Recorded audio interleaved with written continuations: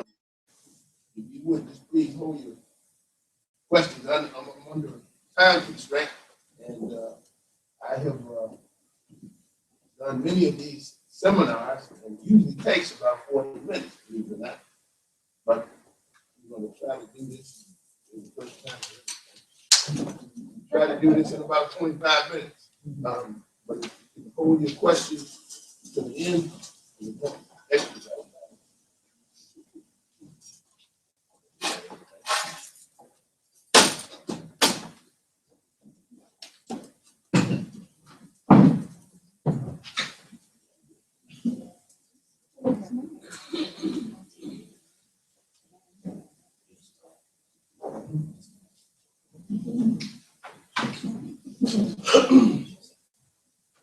Ever since the 1st of January 2015, every rental property built before 1978 has to comply with the lead regulations. Every rental property built before 1978, if your tenant was in the property prior to January 2015, then you're exempt until turnover. Only when you get a new tenant do you have to comply. Tenant stays 20 years, you don't have to comply. Many owners, property managers, and landlords are really up in arms about this, and it's cut and dried. If the tenant is in there, you don't have to have lead inspection. And there are basically two types of inspections for rental property. Basically two types. One, the top of the line inspection is a lead-free inspection. This is called an XRF. This instrument is low-level X-ray. Penetrates about 32 layers of paint, about 1/8 of an inch. If it's there, it'll find it. I just hold it to a surface, it gives me a digital readback as to how much lead is present. On a typical inspection, I would start out at the front of the house, of course, on the exterior, do the soffit, fascia, exterior door casing, window casings and everything, go around the property. And the Maryland Department of Environment uses a standard of 0.7 milligrams per centimeter squared. 0.7 milligrams per centimeter squared and below passes. Anything higher than that 0.7 milligram per centimeter squared is defined as lead-based paint. That's the Maryland Department of Environment that sanctions that. And Maryland and California have the most stringent standards for rental properties. The federal standard, EPA, HUD, Center for Disease Control, they use 1.0 milligrams per centimeter squared. Again, I can't emphasize enough, it's literally a surface by surface examination. There are 5 components on the door, for example, coming into the house. I would shoot the exterior side of the door, the exterior door casing, inside the door, the interior casing, the jamb, all 4 walls, the ceiling, the baseboard. Go to the window. If it's old double hung window, there are 5 components on the window that we test. The window sill, the apron, the casing, the sash, and the window well, that part that the sash lands in. Then we go to the closet door, trim, jamb, shelf support. Go to another room and do the same thing. Years ago, my daughter's 27 now, let's take your kid to work day. And I took her with me. She said, "Oh, Dad, I didn't know you did this. Your job is just a little bit better than watching paint dry." But we would sketch the property, okay? And there are 2 types of lead-free certifications. Complete lead-free means no lead-based paint inside or out. You just, if you get a complete lead-free certification, there's no more inspections to be done. for the existence of the property. Here's a copy, if you would, of what the various classifications are. The complete lead-free, again, means no lead-based paint inside or out. Limited lead-free means you have lead-based paint on the outside, but none on the inside. With limited lead-free certification, every 2 years, somebody like me has to walk around the outside and make sure there's no chipping, peeling, and flaking paint. And speaking of chipping, peeling, and flaking paint, years ago, some 8, 9 years ago, Maryland Department of Environment had 3 classifications of paint condition: intact, fair, and poor. Now it's very subjective. It's either intact or it's poor. There's no fair. And the point in mentioning that is that every inspection, whether it be an attempt for lead-free or the dust wipe inspection, which I'm going to discuss, there should be no chipping, peeling, and flaking paint. That's a prerequisite for any inspection. And if you were to call the office now, Tina would, who sets up the inspections, she would tell you, hey, can't have any chipping, peeling, and flaking paint. Let's keep in mind that there are 3 forms of what they call abatement, 3 ways to permanently get rid of lead-based paint. You can remove something altogether. You can cover something up with a durable material, aluminum, vinyl, another piece of wood. They refer to that as enclosure. Or you can remove the paint on something. You can strip the paint off. Okay, you can move something altogether, cover something up with a durable material, or remove the paint on something. If you opt to remove the paint on something, please don't paint it until I or some other inspector can see it. Why? Because 3 factors come into play. 1, how high a concentration of lead is in the paint. 2, how long the paint has been on the surface. And 3, how porous the substrate is. A process called leaching takes place. For example, a hardwood like oak is not going to allow as much leaching as a softwood like pine. You could strip it down to the bare surface where the lead-based paint was. Hey, if you paint it, I got to come by with the gun, and the gun could very well pick up that residual lead paint that penetrated down into the substrate. So if you opt to strip, don't paint it. Just leave it unpainted. I'm a lead paint inspector. If it's not painted, I'm not interested in it. And we do consultations. So I encourage you to, if you have a question about a property, let's, schedule it. And you just want to see if it'll pass the lead free, because intent is very important.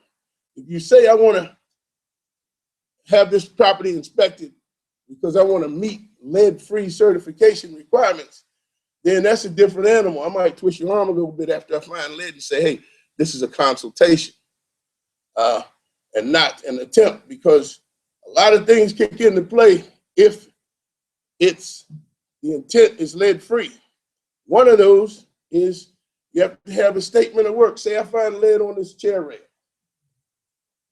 and the instrument documents the date and the time. I shoot the chair rail, it comes up above 0.7.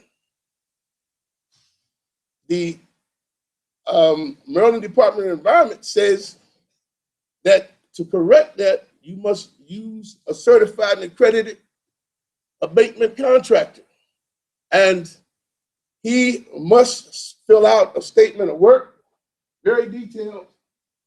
I must get a copy of his statement of work, and every every inspection where there's an issue, please pass these down. This is look how detailed that is.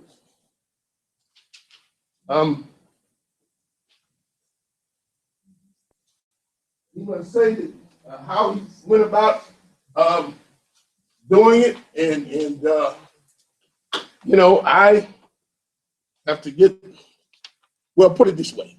If you make the correction without the intent being lead-free as opposed to a consultation, then it's a totally different animal. That is, with the consultation, I'm just identifying, and it's nothing illegal. I'm just identifying where the lead is and where it isn't. And the intent later can be for lead-free certification. With lead-free certification, again, complete lead-free means no lead-based paint inside or outside, and the property is exempt for any inspections. You just went with impunity. As soon as somebody moves out, you just move them back in. But limited lead-free means that there's lead-based paint on the outside and no lead-based paint on the inside. But every limited lead-free certification, somebody like me has to walk around the outside, make sure there's no chipping, peeling, or flaking paint.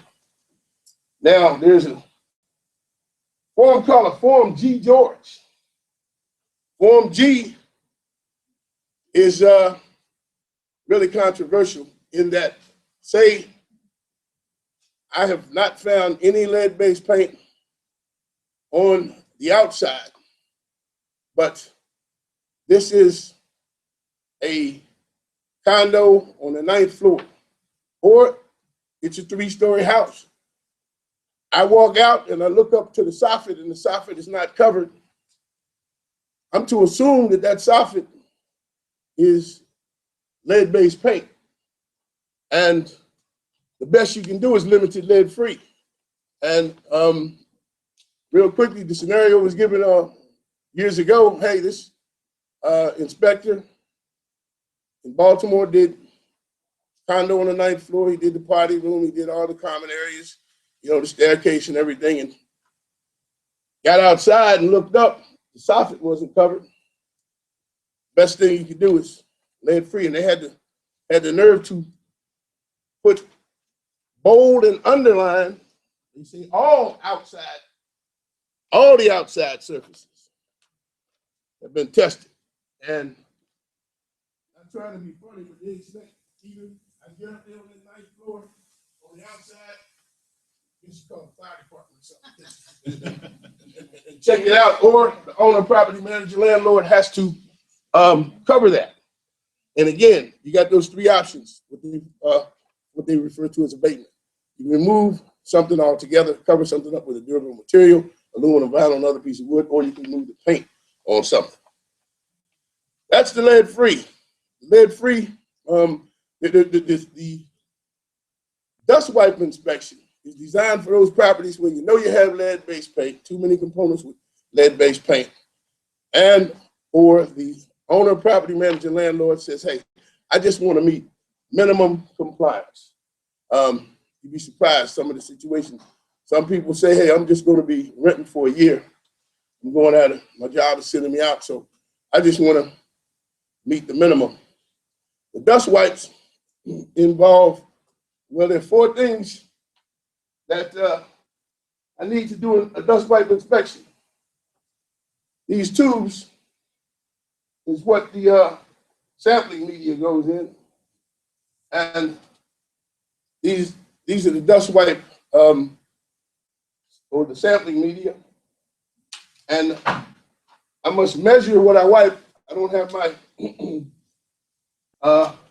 measuring tape with me, but the measure the areas of the sampling areas are the windowsill, the floor, and the window well. You must take a sample from the windowsill, the floor, or the window well. If you look down at the bottom of that sheet, these are the standards that are across the nation. I must identify what it is I wipe. Okay. If you have a property that has old double hung windows, you got to take 2 wipes in each room. One has to come from the window well. That area, if you were to raise and lower the window, of course, that would be the sash. The sash lands in what they refer to as the window well or trough. You got to take a sample there, and you got to take a sample on the window sill. This is if you have old double hung windows. Or you got to take a sample from the window well and one from the floor, okay? And if you have replacement windows, it's only mandatory that you take one wipe in each room, one on the window sill or one on the floor. And if you noticed, at the bottom, there's a higher threshold for the window well than, say, the window sill, because the thinking is the friction and abrasion from raising and lowering a double hung window deposits lead dust in the window well. The best way to ensure passing the dust wipe inspection, it's three important things. One, you want to have a HEPA vacuum, which stands for high efficiency particulate air, or a microfilter vacuum, or a rainbow vac, the one with the water in it. You want to vacuum off all the window wells, the window sills, all the horizontal surfaces, including the floor. So one, you want to have a good HEPA vacuum. You don't want to use a regular vacuum because it ends up really exacerbating the situation by blowing the lead dust throughout the house. So HEPA vacuum, you want a good household cleaner, preferably TSP, trisodium phosphate, which is the same thing as Cascade dishwashing brand. But the Maryland Department of Environment says, hey, just tell them you need a good household cleaner, because TSP actually foams up the rivers. So Mr. Clean, Top Job, Spick and Span, those are good, but truth be told, TSP is best. You mix it 1 to 4, about 1 cup to 4 gallons of water, or 1/4 cup to a gallon of water. And so you got the HEPA vacuum, good household cleaner, and paper towels. You do not want to use a sponge when you're cleaning, because you end up contaminating your cleaning solution. You want to wash off the windowsill or window well with the paper towel, throw that one away. So you're going to have a lot of paper towels. Okay, and you want to do that about twice. And if you can, if it's a double hung window, you want to leave the window up. It's nothing illegal, it just enhances the likelihood of your passing.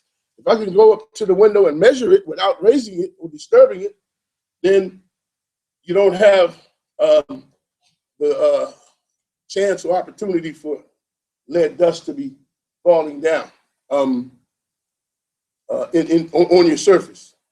So, one of the most important things about the dust wipe inspection is, believe it or not, developing a good relationship with your tenant. Why do I say that? Because there are two things that can trigger the infamous modified risk reduction. Modified risk reduction means that either the tenant has said, hey, look, I'm concerned about this chipping, peeling, and flaking paint. And if they write a letter, because the MDE demands that, they call the MDE, they say, hey, write us a letter. Then that's referred to as a notice of defect. The other thing that can trigger a modified risk reduction, which I'm going to try to quickly explain, is, many of us are not aware that every doctor across the nation, if he's examining a child and the child has an elevated blood lead level, that doctor is obligated to notify either the environmental people in that jurisdiction or the health department in that jurisdiction about the child with elevated blood lead level. So a notice of defect and a child with elevated blood lead level can spur a modified risk reduction. What is a modified risk reduction? There are basically 10 things that involve a modified risk reduction. One, when I come in and do it, and believe it or not, I got to do one today. When I come in, I got to check all doors, make sure there's no friction and abrasion during operation of the doors. There are basically three things involving the windows. You got to cap the window well with either aluminum or vinyl. You must either strip and repaint the windowsill. The upper sash on an old double hung window we're talking about must be fixed so it can't come down, must be mechanically fixed. Either people put a block of wood in it or they put a nail to keep the upper sash from coming down. The bathroom and kitchen floors must be washable. That is either ceramic tile or vinyl. And I thought I passed. Yeah, I did. Where you see the statement of work thing? It has the treatments on it. Okay, no chip and peeling or flaking paint. And on the outside, you must have, say a downspout is tilted or back against the house. No structural issues. And you got to have a statement of work from a certified and accredited abatement supervisor, saying that all this work was done following, industry standards and regulations. Again, the modified risk reduction we want to try to avoid because it can be quite costly to the owner, property manager, or landlord. And needless to say, people are so litigious these days. All of a sudden, more than one person often gets sick.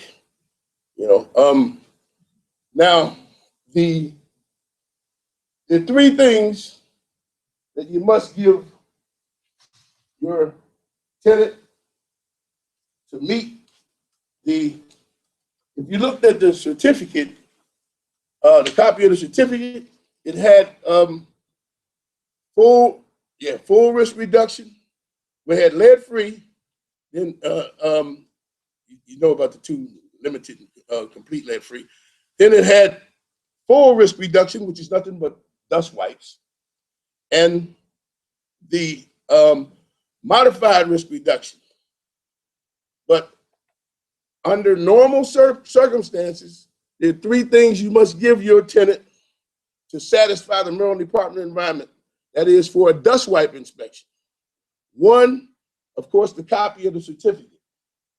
Two, the booklet saying protect your family from lead-based paint. And if you've seen that, it's a little booklet. And three, the tenant's rights statements.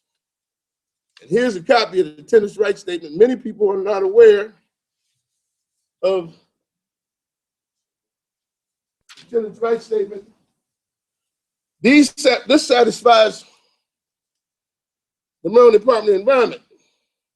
However, to satisfy the EPA, you got to have another document if you're doing dust wipes. And this is it. And many aren't aware of the Title 10 statement. Title 10 simply says that the owner, property manager, landlord has informed the tenant of the possibility of the existence of lead-based paint. And believe it or not, this is very, very important. It ended up costing one of our clients about $180,000 in attorney's fees because there are 7 places on here that they must initial. And you can go online and get this information. This is an EPA document. And they didn't have the tenant initial all those places. And those who are in sales, Title 10A is for sales or person purchasing a house. And it simply says that you must give the prospective buyer 10 days to hire somebody like me to do a lead paint inspection. And of course, it's important to note that the federal standard of 1.0 with the gun applies to the EPA. That's the EPA standard. If you're selling a house, you got to yeah, I would have to use the federal standard. The Maryland Department of Environment only has jurisdiction when it comes to lead-based paint over rental properties in the state of Maryland. They have no jurisdiction over the sale of properties. And that should be clear. You know, they don't have jurisdiction over anything but rental properties when it comes to the lead-based paint issue. So we're talking 0.7 as measured by the XRF, 0.7 milligrams per centimeter squared and below passes. Anything higher than that, as far as Maryland Department of Environment is concerned, is defined as lead-based paint. And it's 1.0 or higher for the federal standard. Many people use Auburn because, hey, it's like a one-stop shop. Hey, you hire us and all the headaches are gone. You know, we take care of everything. And as far as the paperwork, you know, that's done. The certificates are done in 4 parts, or quadruplicate, if you will. My company keeps one. They send one to the state, and you get 2 copies of the certificate. It varies. The consultation is $150, and the thinking is, hey, if you see that there's not a whole lot of lead, you probably go with the lead-free, and I think the lead-free is average now about $400 for the typical 3-bedroom, 2-bath or 1.5-bath house. The dust wipe inspection is $150 for me to show up and $16 a wipe. You'd be surprised in how many cases it's more feasible and cost efficient, if you will, to go ahead and make the corrections to meet the lead-free certification requirements. Yes, ma'am. All right, I'm still confused. You come in and you do a dust wipe test and you find evidence of lead. Then what do you have to do? You don't have to do anything. First of all, the dust wipe inspection is designed for those properties where there is lead-based paint. Okay, and that's the purpose of the dust wipe. And I'm glad you asked, because that's the dust wipe is the closest thing to mimicking the target population, children 6 months to 6 years. And this is based on studies that were done by EPA, HUD, Center for Disease Control. Okay, so I take a dust wipe on the window in the living room. It fails. I don't have to do the whole house. I just come back to that room like I've never been there before and retest it. And prior to retesting, I'm going to suggest that you re-clean it. Okay? And you know, if it's a double hung window and just the window well fails, unfortunately, we got to do the window well and the sill, or the window well and the floor. So you would have to re-clean that room that failed. And it's you know, a good idea to know what that cleaning process involves, because it's very simple to pass, and that's why I went over to, you know, how to best clean. Okay, so if it fails, then all you have to do is clean it? That's it. Oh, yes. To retest, okay, the room that failed, I would just have to come back and retest that room. And it's best that this is done on a vacant property, because you'd be surprised, again, there's nothing worse than coming in and the tenant says, "Why are you back here?" Then all of a sudden, you know, again, somebody gets sick. Okay, so if you do that, if you do the wipe and it fails, if you don't clean, then what happens? If you don't clean, you can probably fail again. You don't get a certificate until you pass. Your certificate is issued after all the dust wipes have been analyzed by the lab and everything is clean. If you have a failure and opt not to have it done, you're just not in compliance. You know, no, you need a certificate to rent. That's the yeah, yeah. Okay. So if you eventually get it so that the dust wipes are all clean, You get a that's why you're certificate. saying that if you open and shut windows, that you might continually be creating the dust. All right, well, I'm just saying, when I mentioned the windows, I was telling you the best way that enhances the likelihood of you passing the dust wipe test. If you're cleaning the property, it's best, if you know you got a 9 o'clock inspection, do your treatment, finish your treatment 8 o'clock, have all the windows open. And you're more likely to pass. That, when I mentioned leaving the windows up, you know, real quickly, years ago, the MDE came, you know, they said, Quentin, this is the third house. They monitor us periodically. This is the third house I've come to and the windows are up. I said, yeah, well, I tell my clients, the best way to enhance the likelihood of passing. And it's nothing illegal, but if I have to raise the window, you'd be surprised when these old double hung windows, you got the glazing comes off, falls down there in the window well. And if you looked at the sheet, you had 400 allowed for window well, 250 for a sill, and only 40 on the floor. Again, the target population being children 6 months to 6 years, because the thinking is they'll be crawling around on the floor. So when you check test the floor, like on carpet? Yes, ma'am. Like 1 square foot. Yes, ma'am. In the middle of the room, next to the wall? Clean the whole floor. But no. But seriously, you're asking good questions, because the MDE, the Maryland Department of Environment, says do it under the window, but DC says do it at the entrance to the window on the floor. So, you know, you got different jurisdictions. I understand that if you buy those really cheap blinds, this is somebody that from Walmart or. I was hoping you wouldn't go there. I was hoping you wouldn't go there. Yeah. Yes. Well, you opened up a can of worms, but real quickly, we got a client who has tenants. They want to help people. So they got tenants from Afghanistan and Iran. We've done lead freeze on this complex.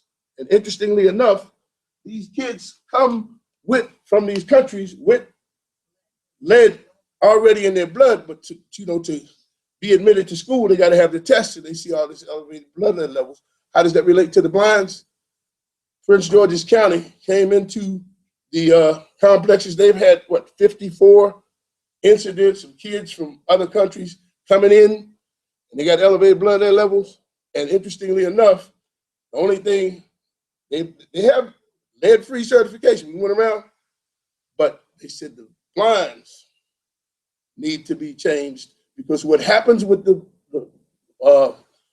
vinyl mini blinds is when they're exposed to the sun for an extended period of time, a dust forms, and it, of course, falls to the floor and what have you. But in their dust wipe exam, they didn't find any, but they said, hey, you got to change these blinds. Yes, ma'am. So what's the likelihood you have a house in downtown Baltimore that was a complete tear down? Okay. Is it possible that there's lead outside, that when you go to do that lead-free forever, whatever test, that there's dust from other houses that could be on the exterior of that house? Yeah, but see, keep in mind 2 things. Number one, all this started in Baltimore. Secondly, well, the reason I ask no, but secondly, we do a lot of work in Baltimore, and if you notice, Baltimore, there's a whole lot of renovation going on a lot of these old properties. And to answer your question, lead is heavy. And that's one reason your sampling areas are the floor, sill, and the window well, because not only is the floor a lower place, but that's where children spend a lot of time. And notice a window well and a window sill is right at their height. But to answer your question about the dust, we found a lot of properties. Interesting, you mentioned Baltimore, where, lead is prolific in our environment. Remember, lead was in gas, okay? You got lead in soil, and especially if we consider that we, as a country, our older properties are we settle from the east to the west. So the highest concentrations of lead in paint are not only in older houses, but those New York, Baltimore, Boston, right along the coast, Richmond, DC, so those are the older properties, and that's where your highest concentrations of lead, especially in soil too. Because around the drip line of the house, that area from the foundation out 18 to 24 inches, that's where your highest concentrations of lead in soil are, simply because if we consider that lead paint being used for its anti-corrosive and durability properties, you would paint the exterior, those components that are exposed to the elements, the wind, the rain, the sun. That's where, you know, your lead is on the outside. But unfortunately, that's where dogs and cats like to dig too. That's where you can have a lot of cross contamination. So you're saying that even though the house was totally torn down, so the foundation rebuilt, outside lead might cause a problem? I didn't want to get into it, but and I know I'm over my time limit, but real quickly, if you Google on RRP, Renovation, Repair, and Painting Rule, which is implemented by EPA, RRP rule came because the EPA initiated that because they saw a pattern. They saw where either a child moved into a property that had been recently renovated, or the property was renovated while the child was there. Those kids had elevated blood lead levels. And so they implemented the Renovation, Repair, and Painting Rule to emphasize placing importance on safe work practices. You know, covering, using what they call containment, using plastic to cover the ground, covering shrubbery, covering inside the house. So if you Google on RRP, Renovation, Repair, and Painting Rule, all that will come up about safe work practices, just what you're talking about. Yeah, but what if it's a total tear down though, and it's a brand new house? Does it come under, if it's coming under a brand new Yeah, construction? but the tax record still shows it was built in 1900. Yeah, it's They don't yes. change that So tax they never record. Yeah. change That- Right. You get It goes- they dug out Yeah. the basement. Oh, I've had properties that have been burned down completely, and as long as the address was, the date that the house was built, that's all that they're concerned about. Well, it's a wonder that any of us born before 1978 are still alive. Yes, ma'am. So how many of you were born before 1978? Yes, ma'am. So we all made it, right? Yes, go ahead. Yes, ma'am. So when we do the consultation, if we have a inkling that the house has lead and we don't want to spend the money and then have to respend it, will you do a wipe test? Just Whatever is your pleasure. You just call Tina, and she does all my at scheduling, the and you just tell her you want a consultation. with the wipe We'll test, set it up. with Yeah. like one wipe Well, you test. might make whoever is there. I'll help them make the more prudent decision. We don't give advice, but we explore alternative ways of dealing with the situation. Right. You know, and Because, I mean, truthfully, like a lot of my landlords that I deal with, don't their even- house is perfect. They're Right. like, you know, I know. I don't want to waste their money. Yeah. So I think that if you did a consultation with one wipe test and it shows up lead, then you go back to them and say, okay, Mhm. we got to fix this. Yeah. It's just be easier, you The know. white test is- there's three, I mean, if you just do like a standard white test, Mhm. you're only doing 3 areas? No, yeah, per room. I'm saying I'm only actually doing, if you got replacement windows, I'm only doing one wipe per room. That's either on the floor or on the window sill if you have replacement windows. If you got the old double hung windows, I got to take 2 wipes. I got to take one from the window well and one from the window sill, or one from the window well. Got to take one from the window well and one from the floor. Yes. Once you do the white test, you have lead, you do the white test, it comes out clean, you get your certificate. How long is that certificate? The certificate is good as long as the tenant stays in the property. But I'm glad you asked that, because every 2 years, it's recommended that you, and it's a requirement, I shouldn't say recommended. Every 2 years, some owners, property managers, landlords have a form letter to remind the tenant that the possibility of lead-based paint hazards exists, you know. So, No problem. so properties built prior to 1950, do they have a different set of rules than the properties? No, that all they of used to? no, everything, So that's no longer. right, no, it's, yeah, everything, any rental property built before 1978 now has the same compliance requirements as a property built before What 1950. about built in 1978? Built in 1978, yeah, go ahead and have it done, because believe it or not, that's what the MDE, to answer your question, I'm not sure. But they're saying after 1978, yeah, because they they're already wrestling, say Pre-1978. That's right. What about 19? That's That's when right. my house was built. Well, they're wrestling with that now, and we're telling our clients, hey, go ahead and maybe by today, you know, they might have ironed that out. But if you call the MDs, by the way, the number is 1-800-633-6101. 1-800-633-6101. You ask for the lead division, and any questions you have, they'll gladly answer. After all, our tax money pays their salary, so they're servants of the state. So those of us that are working with investors to selling properties, that's something to tell them while we're selling them the property, that they're gonna rent it out, then we Sure. need to have the, so. Sure.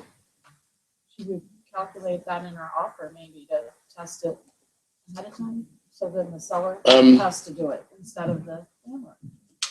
Well, that would be a prudent thing to do. That's what I would do. Yes, ma'am. Now that's interesting you say that, because things like the short-term, we have a client who owns houses as well as short-term rentals.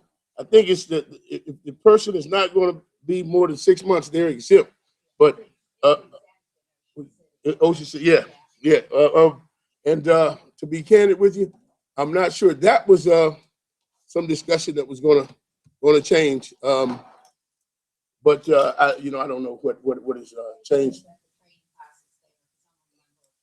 Right. But you still have to register the property even though the tenant's in there, right away, because that's what I was told. Yeah, any rental property must be registered now. Get a Any built before registration 78. number, Right. Right, And yes. then when the tenant moves out, then you test it. Right. When you do the wipe test, can you tell immediately?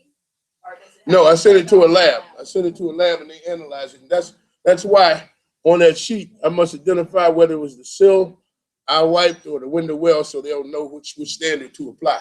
Was it the floor? We use Snyder Labs in Richmond, Virginia. They usually give us a 24-hour turnaround. UPS, if I do an inspection today, UPS will pick them up at my house at 6, and you'll have your results by Wednesday. Well, today is Tuesday. It'll be by Thursday afternoon, 2 o'clock. They give us a 24-hour turnaround. So they will have arrived in Richmond tomorrow morning, and we get the result from them no later than Thursday. Yeah, many times people do that. I don't recommend that, but I do a whole lot of inspections where they occupied, and I'm glad you mentioned that real quickly, because there are 3 things that go on a report that are mandatory. Whether it's vacant or occupied, the paint statement about the paint condition, intact or poor. If you're in poor inspection, you don't do the inspection, and the type of windows that they have. So. But I do a lot of inspections where the tenant is already in there. What about a condo where the condo association owns the front door? We just had a problem right over there off of Spring Lake Drive in Bethesda, where they had chip and peeled and flaking paint on the ceiling, and they had the condo associations. Some of them can be real quick about stabilizing paint, and some can take forever, but this property manager was really assertive and told them, "Hey, look, you got to do this," and they had it corrected in about 3 days. So it sounds to me like the requirements, once you find out that you have it, are just to retest versus what you have done. I mean, I'm just trying to figure out, do you have to provide information on what contractor, like the people that have renovated or remediated? Yeah. Well, see, that's again, we're talking 2 different issues. If it's modified risk reduction, where you got a child with elevated blood level, or a situation where there's a notice of defect, where the tenant sent a letter to the Maryland Department of Environment, then that's when statement of work kicks in, and a certified and accredited contractor must do who do the work. Also, if there's a situation where I'm finding a lot of lead, different components, and you telling me, hey, I'm gonna have my guy correct these, then, hey, that he has to provide me with a statement of work as well as what they call a scope of work, what he did and how he did it. He has to be certified. Certified and accredited. Okay. One last question. Yes, And, sir. Quentin, can you stay for a couple minutes? People have others. Just real quick, Yes, so, sir. okay, so say you get the complete lead-free certificate. Do Mhm. you still have to register to get just the have the property registered?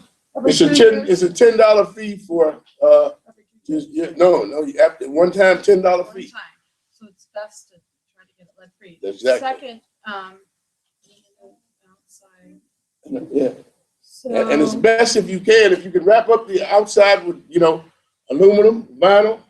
Hey, not only is it, the likelihood of you passing the lead free enhanced, but it's maintenance free after that, or low maintenance, if you will, to keep, a lot of, owners, property managers, landlords who have had one property and they see, oh, this is how it's done. They just wrap up everything on the outside. On the next property, so that Does it lower the insurance to the I don't know. insurance guys? I don't Does it know. This lower? insurance. All right, guys, thank you very much. We have 4 brokers opens today. I know Eileen's got one, Jane's got one, We got one. and Lynn Holland has one on Dash Report, and Ellen Coleman has one in Avonlea. So thank you guys very much.